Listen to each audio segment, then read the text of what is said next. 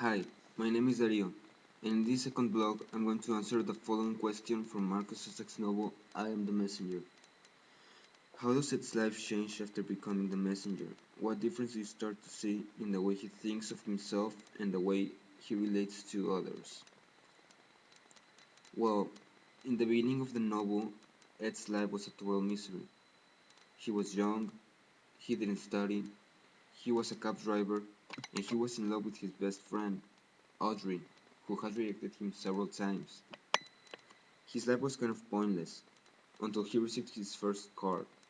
His point of view about life changed a little, but it wasn't until he received the second card when he realized he hasn't been living life at its full. His first satisfaction was filling the father's church. He realized this time he didn't make a change in one, two, or three persons' lives, but to a whole community, including drug addicts, alcoholics, and even non-religious people. He even accepted being called a saint by Father O'Reilly, as it says on page 156. You know, they say that there are only saints who have nothing to do with church and almost no knowledge of God, but they say God works with those people without them ever knowing it. His eyes are inside me now, followed by the words, "You're one of those people, Ed. It's an honor to know you." I'm stunned. I've been called a lot of things many times, but nobody has ever told me it's an honor to know me. I suddenly remember Sophie asking me if I was a saint, and me replying that I'm just another stupid human. This time, I allow myself to hear it. "Thanks, Father," I say. "The pleasure is mine." He knows he has done something good, but this is not all.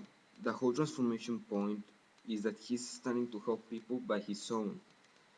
He doesn't need a car to tell him to do something for another person anymore.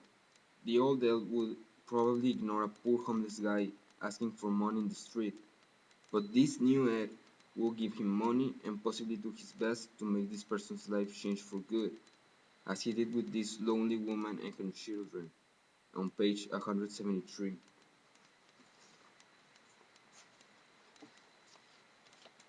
She thanks me a few times more, but the best words I hear all day come to me right when I think it's over.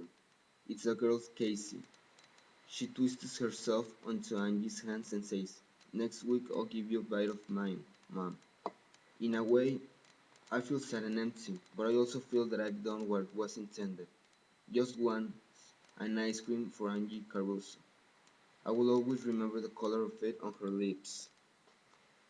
It seems the person who has sent those cards to Ed knows him a lot, and the whole purpose after all the pain Ed has gone through was changing the way he sees life and the way he lives. Ed's starting a new life, helping people by his own.